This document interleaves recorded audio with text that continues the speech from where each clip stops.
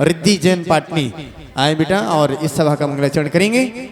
आए भगवान की जय, महावीर भगवान की जय, विशुद्ध सागर जी महाराज की जय, 108 अर्जित सागर जी महाराज की जय, छुलक श्री 105 सामयोग सागर जी महाराज की जय। नमोकार मंत्र है न्यारा, इसने लाखों को तारा। नमोकार मंत्र है न्यारा, इसने लाखों को तारा। इस महामंत्र का जाप करो, भवजल से मिले किनारा। नमो हरिहंताणम, नमो सिद्धाणम, नमो आयर्याणम, नमो उवजायाणम, नमो लोए सब्बसाहुनम, नमो लोए सब्बसाहुनम। ऐसो पंच नमो यारो, सब्बे पाप प्रणाशनो।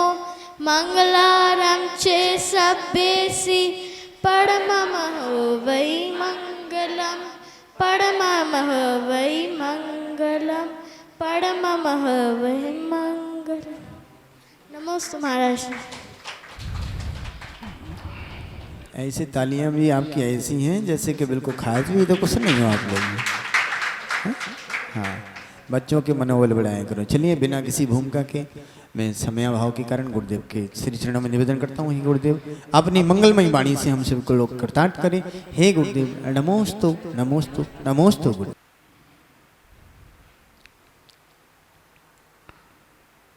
ओम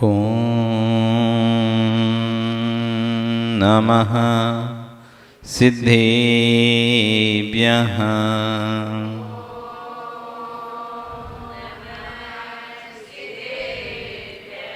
ओम नमः सिद्धेभ्यः।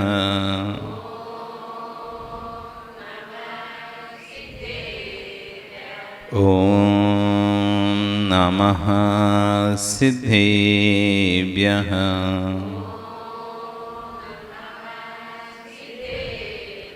तिर्यणि खग्गिणाये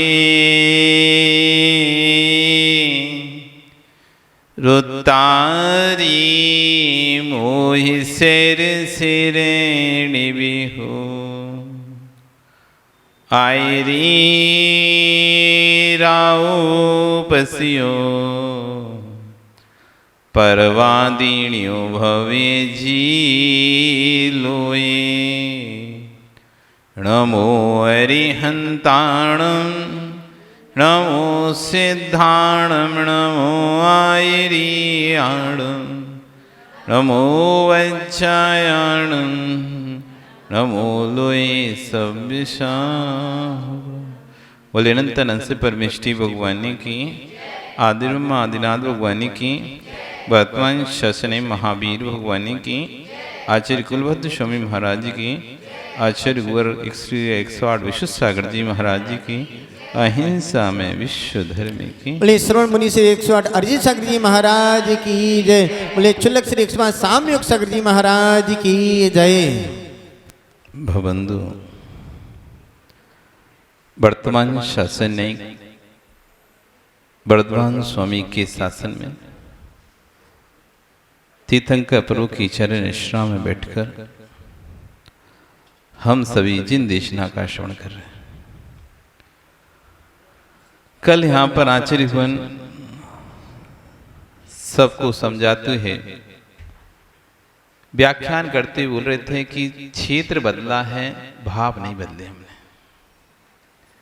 क्षेत्र बदला है, भाव नहीं बदले। जैसे क्षेत्र बदल लिया वैसे भाव बदल लिए होते तो कल्याण हो जाता। अनादिकाल से हम परिवर्तन करते चले आ रहे हैं। पंच परावर्तन नाम सुना होगा। पंच परावर्तन एक शब्द है जिसमें द्रव्य, क्षेत्र, काल, भाव और भव ये 5 परावर्तन होते हैं।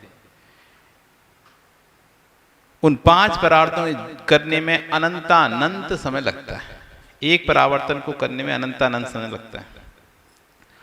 अब इसमें 5 का गुणा कर दो, हर परावर्तन का इतना ही समय है, अनंतानंत समय है एक परावर्तन को पूरा करने के लिए। ऐसे 5 परावर्तन क्रम से होते हैं, पहले द्रव परावर्तन, फिर छेद, फिर काल, फिर भाव, भव। ऐसा 5 परावर्तन अनंतानंत बार कर लिया। एक परावर्तन को करने में कितना समय लगता है? अनंतानंत समय लगता है। ऐसे 5 परावर्तन, और ये 5 परावर्तन जीव ने कितनी बार किया? एक बार नहीं, 2 बार नहीं, 3 बार नहीं, अनंतानंत बार करा है, तब भी कल्याण नहीं हो रहा। द्रव का परिवर्तन कर लिया, कभी मनुष्य बन गया, तो कभी त्रिंच बन गया, कभी देव बन गया, तो कभी नारकी बन गया। क्षेत्र का परावर्तन कर लिया, कभी विदेह क्षेत्र में जन्म ले लिया, तो कभी भरत क्षेत्र में, तो कभी ऐरावत क्षेत्र में, कभी धातकी खंड में, कभी पुष्कात खंड में, कभी स्वर्ग लोक में, कभी नरक लोक में, कभी मध्य लोक में।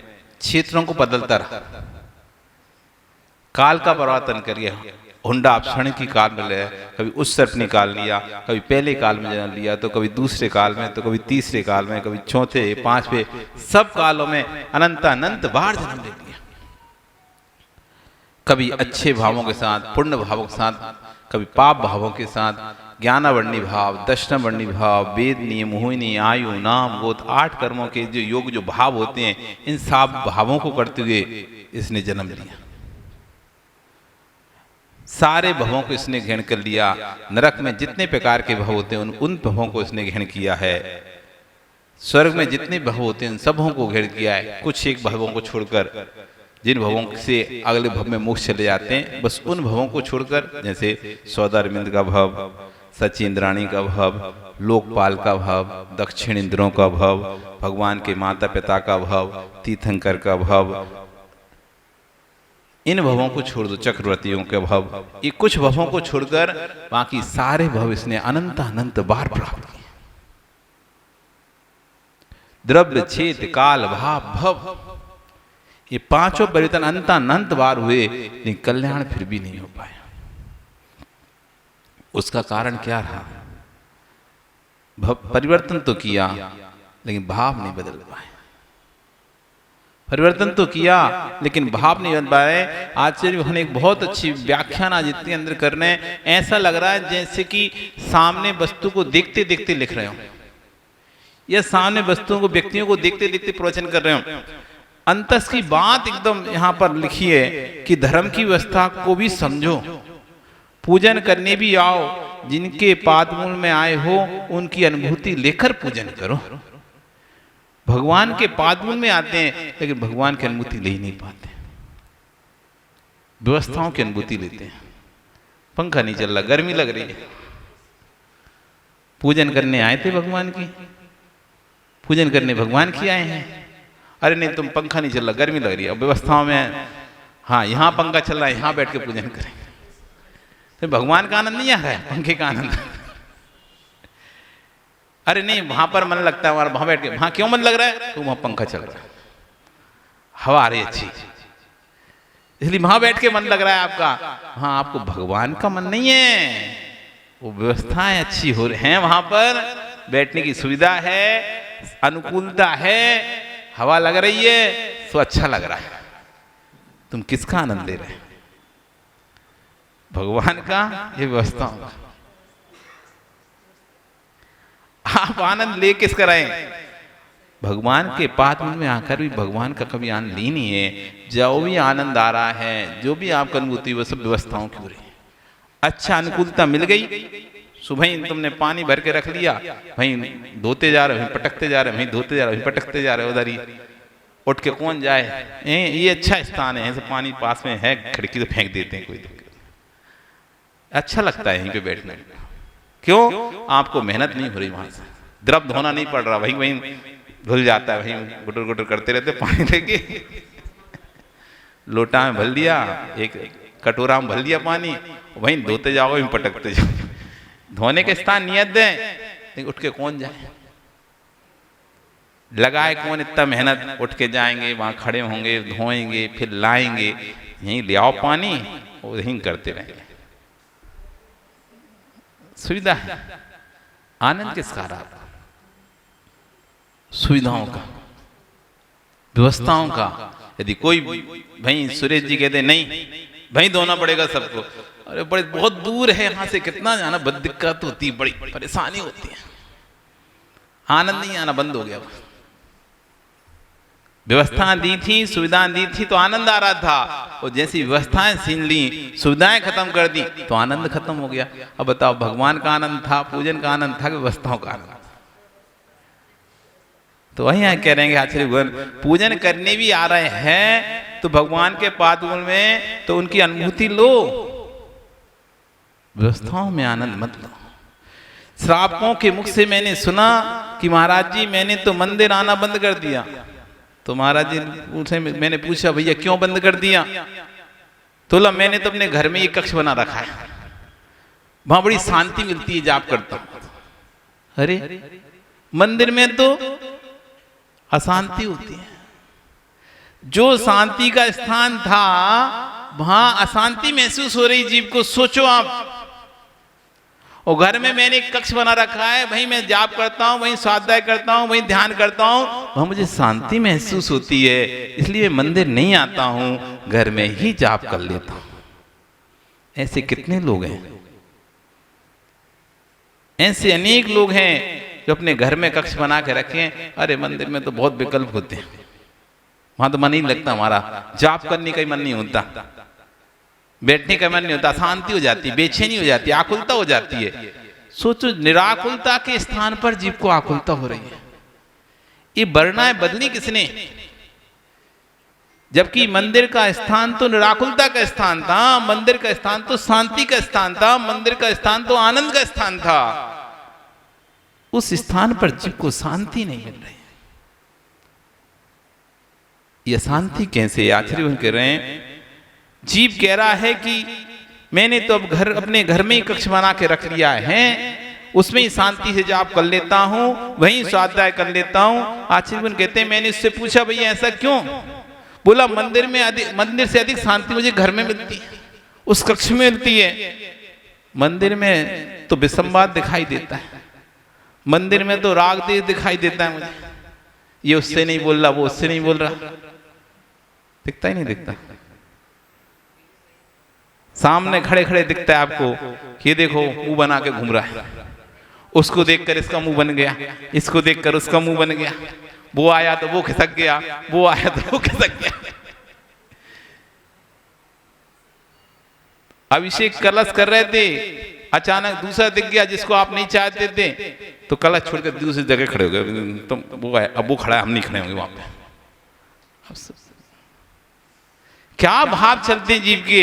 वो खड़ा है भगवान के पास कलश लेके, इसलिए मैं नहीं खड़ा होऊंगा। वो पीछे जाके खड़ा होगा, चिपक के दीवार से दूर खड़ा है, जब ये हटेगा तब जाऊंगा मैं। जब तक ये खड़ा रहेगा तब तक मैं कलश नहीं करूंगा। लेट हो रहा हो जाए, लेकिन पहले ये हटने चाहिए। जब ये हटेगा फिर मैं जाऊंगा, फिर अलग से पढ़ूंगा, मैं अलग से करूंगा। उस व्यवस्था में शामिल नहीं। राग दिस परिणाम। वो कह रहा है कि मंदिर में जाता हूं तो विसंवाद दिखाई देता है, कोई किसी से चिढ़ रहा है, कोई किसी से जलन कर रहा है, कोई किसी से ईर्ष्या कर रहा है, कोई किसी पर ट्रेंड कस रहा है, कोई किसी पर तान छीटा कसी कर रहा है। और क्या दिखाई देता मंदिर? भगवान तो दिखाई देते नहीं है। आपको क्या दिखाई देता है? आप लोग क्या दिखाई देता है? सच सही बताना, भगवान दिखाई देते हैं क्या? वहां भी यही दिखाई दे, भगवान की वेदी पर भी कोई अभिषेक उठा रहा ना, कैसे खड़ा है, कहीं ऐसे इधर तो पैर ना रख लेगा। वो भगवान उठा रहा है, भगवान रख रहा है ना, तो भी भगवान नहीं दिख रहा है। वो आदमी कैसे रख रहा है, कैसे उठा रहा है, कैसे जाएगा, किधर जाएगा, क्या करेगा, यही पूरे समय दिखाई दे रहा है कि भगवान दिखाई दे रहा है। ये देख रहे हैं कि कोई गलती करे और मैं तुरंत उसे पकड़ूं, और पकड़ के भाई नो FIR, नो रिपोर्ट, फैसला on the spot. No FIR, no report, फैसला ऑन द स्पॉट। वही सुनाते हैं। ये भी नहीं सोचता कि यार मैं तुरंत इससे बोल दूंगा, इसके भाव तो इतने अच्छे हैं, भगवान की भक्ति के लिए आया है, और मेरे बोलने से इसके भाव खराब हो जाएंगे, मैं 5 मिनट बाद बोल देता हूं, 15 मिनट बाद बोल दूंगा, अभिषेक कर लेने तो इससे उसके बाद बोल दूंगा। नहीं, इंस्टेंट। आजकल तो जमाना वो चलना, तुरंत उसका कलश उठाना होगा, उसका वहीं पे उसको चिल्ला जाना होगा। बेचारा कलश करते करते कभी कभी तो ऐसा होता है जीव वापस रख देता है, नहीं करता कलश, ठीक है अब आज नहीं करता, मेरे भाव खराब हो गए। व्यक्ति सोच रहा था मैं बढ़िया भक्ति भाव साथ कलश करूंगा, भक्ति करूंगा, उससे कोई गलती हो गई, अब ठीक है स्वाभाविक है, नहीं समझ में आएगा, हो गई गलती, और सामने वाले ने तुरंत उसको उसी समय ऐसा झाड़ा, वो भाव तो था कलश करने का, अब उसका मन हो गया अब नहीं करता, और कलश में रख के हाथ जोड़ के पीछे पीछे खिसक दिया। और अगली बार से सोच लिया ये जब व्यक्ति देखेगा तो मैं कलश करूंगा ही नहीं, जब जब ये दिखेगा मैं कलश नहीं करूंगा, अथवा मैं कलश कभी करूंगा ही नहीं, यहाँ पे दूसरे मंदिर चला जाऊंगा, बाहर करूंगा पर यहां नहीं करूंगा, अथवा दूसरी वेदी पे करूंगा, अलग से करूंगा, दूसरे समय पे करूंगा। अनेक प्रकार से वो अपने आप को समझाकर दूर हो जाता है। क्या देखते हैं मंदिर में, भगवान को कितना देखते हैं, कितने हमको भगवान दिखते हैं। पूरे समय दिमाग में दुनिया भर के विकल्प चल रहे हैं। आज कहें मंदिर में वो व्यक्ति कह रहा है मुझे विसंवाद दिखाई देता है, जहां देखो वहीं विसंवाद दिखाई देता है। कोई थाली के लिए लड़ रहा है, कोई कलश के लिए लड़ रहा है, कोई माला के लिए लड़ रहा है, कोई मुड्डा के लिए लड़ रहा है, कोई स्थान के लिए लड़ रहा है, कोई जमीन के लिए लड़ रहा है, कोई समय के लिए लड़ रहा है। सब कुछ ना कुछ विसंवाद लिए बैठे रहते हैं। सुनना उन जीवों की भाषा को, वहां अशांति महसूस हो रही है, जबकि मंदिर में किंचित भी अशांति नहीं थी। फिर भी मंदिर में अशांति हुई कैसे भैया? जो घर में अशांति फैलाते थे वे ही मंदिर में आ गए, इसलिए मंदिर में भी अशांति हो गई। घर में तो शांति थी नहीं उन लोगों को, घर में भी चीज होते थे, अब भी लोग मंदिर में आके बैठ गए तो चोर चोरी से जाए, हेरा फेरी से थोड़ी ना जाए। एक कहावत है, एक आचे सुना देते। एक व्यक्ति चोर था, किसी पुण्य के नियोग से किसी महाराज के संपर्क में आया, और संपर्क में आकर उनके प्रवचन सुने तो उसका मन बदल गया, और बदल के वो साधु बन गया, चोरी त्याग कर दी। लेकिन क्या होता था, रात्रि में जब सब सोते थे तो सुबह उठ के देखते थे कोई का कमंडल कहीं मिलता था, कोई का कमंडल कहीं मिलता था, कोई पता करवाए आखिरी कमंडल बदल कौन देता है, इधर से उधर हो कैसे आते हैं। पता चला है जो महाराज पहले चोर थे ना, अब इनको काम नहीं दिखता है, कमंडल बदल। तो आज के चोर चोरी से जाए, हेरा फेरी से ना, आदत तो पड़ी है ना भाई, जो आदत है वो छूटेगी कब। तो अपन कहते हैं आदत का मजबूर है, लाचार है, आदत से लाचार है। इसका मतलब अपने आप को सुधारना चाहता है, सुधार नहीं पा रहा। तो जो संस्कार घर में अशांति की फैला के रखे हैं, बात बात पर टोकने के संस्कार हैं, बात बात पर रोकने के संस्कार हैं, बात बात पर गुस्सा करने के संस्कार हैं, तो वे संस्कार आकर यहाँ मंदिर में आ गया, उन्हीं संस्कार से उसने यहाँ की वर्णाओं को भी अशांत कर दिया। मंदिर में अशांति नहीं थी, मंदिर तो शांति के लिए ही बनाया जाता है। यदि मंदिर में अशांति होगी फिर शांति मिलेगी क्यों? क्योंकि जीव घर में जब अशांत हो जाता है तब मंदिर की ओर आता है। कुछ क्षण शांति से मैं भगवान की भक्ति करूंगा वहां पर रहकर। घर में तो इतने काम रहते हैं कि शांति से बैठ नहीं पाते। यही तो कहते हो आप, महाराज जी घर में बहुत काम है, शांति से यहाँ आके घंटा 1.5 घंटा शांति मिलती है। तो मंदिर बनाया किसके लिए था? अशांति के लिए, शांति के लिए। उस स्थान पर जहां पर किसी प्रकार का राग देश, मंदिर की परिभाषा ही वही है, जो राग देश से रहित क्षेत्र हो, स्थान हो, वही मंदिर होता है। जिस क्षेत्र पर राग देश ना किया जाता हो, जिस क्षेत्र में जाकर तेरा मेरा ना किया जाता हो, उसका नाम मंदिर है। पर मंदिर में भी हम राग देश को नहीं छोड़ पाते, मंदिर में हम अपने तेरे मेरे पने को नहीं छोड़ पाते, तो हमने मंदिर को घर बना लिया है। मंदिर को मंदिर नहीं रख पाए, मंदिर को हमने घर बना लिया है। घर जैसा हमारे अंदर फील आता है मंदिर में, जैसी घर में फील होता है आपको, वैसा मंदिर में कोई भी अंतर नहीं लगता कि मैं घर मंदिर में हूं। जैसे घर में रहते हो वैसी मंदिर में रहते हो। 1% भी कोई बदलाव होकर नहीं आता कि घर से निकला हूं, अब ये बदल कर मंदिर में आया हूं, अब ये बदल गया। अब कोई कुछ ही बोलेगा, कितना ही कुछ बोलेगा, मैं तो मौन ले लिया है, अब मैं तो कुछ नहीं बोलूंगा। करते हैं ऐसा बदलाव कि अब मैं घर से निकल चुका हूं और अब से मेरा मौन, जब तक वापस घर नहीं लौटूंगा तब तक मैं मौन लेता हूं, क्योंकि मैं मंदिर जा रहा हूं, धर्म क्षेत्र पर जा रहा हूं। अन्य क्षेत्रे कृतं पापम धर्म क्षेत्रे विनश्यति, धर्म क्षेत्रे कृतं पापम वज्रलेपो भविष्यति। मैंने सुन रखा है कि घर में पाप करूंगा तो मंदिर में जाकर भगवान के सामने क्षमा याचना कर कर, प्रायश्चित आदि कर कर, आलोचना कर कर उन पापों का प्रक्षालन कर लूंगा। जो मंदिर में ही करूंगा फिर किसके पास जाकर प्रक्षालन करूंगा?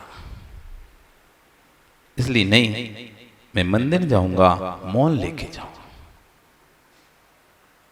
मैं मंदिर में अपनी साधना करने जा रहा हूं, किसी से बातें करने नहीं जा रहा हूं। आप मंदिर क्या करने आते? बातें करने क्या कि साधना करने? आपको चोरी का दोष लगता है? चोरी का पता है? चोरी का दोष लग रहा है, झूठ का दोष लग रहा है। घर से कह के निकले हम मंदिर जा रहे हैं भगवान की भक्ति करने के लिए, और यहां आकर आप कुछ और दूसरा काम कर रहे हो। आपने झूठ बोला, वो चोरी की उन परिणामों की जो परिणाम आपको कह रहे थे कि मंदिर में भक्ति करना है, आपने उन परिणामों को चोरी करके दूसरे ही प्रकार के परिणाम कर रहे हो। चोरी कर रहे हो, कारण कार्य विपर्यास। जिस कार्य के लिए आप आए थे आप उस कार्य को ना करते हुए अन्यथा ही दूसरा कार्य कर रहे हो। आप तस्कर हो, तस्कर। आचार्य उन्होंने उसको कहा तस्कर। हम अपने परिणामों के तस्कर हो गए हैं। हमने अपने पुण्य को चुरा लिया है। जो पुण्य हमें यहां पे मिलने वाला था, हमने घर की चर्चाएं कर कर, दूसरे के घर की चर्चाएं कर कर, राहु देश की चर्चाएं कर कर अपने पुण्य को खत्म कर दिया, उसकी चोरी कर ली। आपका समय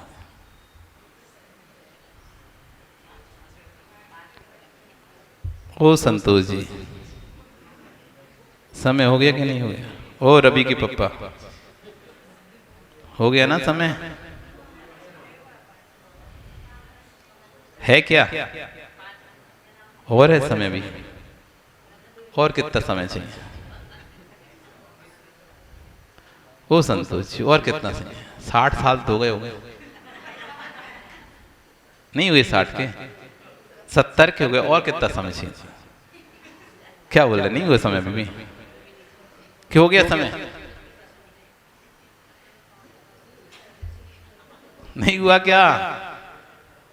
क्या बोले? अब तो बोलो, समय हो गया क्या है? मतलब अभी और कमाना है। 70 साल तो हो गए कमाते कमाते, 70 वर्ष तो हो गए कमाते कमाते, और कितना कमाना है? कितने साल बाद तुम्हारा समय होगा बताओ तो? अब ना बोल पाओ, कोई बात नहीं, समय हो गया है भैया, मान जाओ। अब पका आम है। ओ महात्मा जी, क्या नाम है आपका? सुशील कौन बैठे बगल में? पवन जी, पका आम है। आपका क्या नाम है? पवन जी, पका आम है। अब ये कब टपक जाए पता नहीं।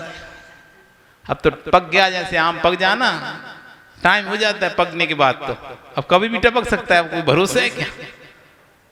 तो पके आम हो तुम सब।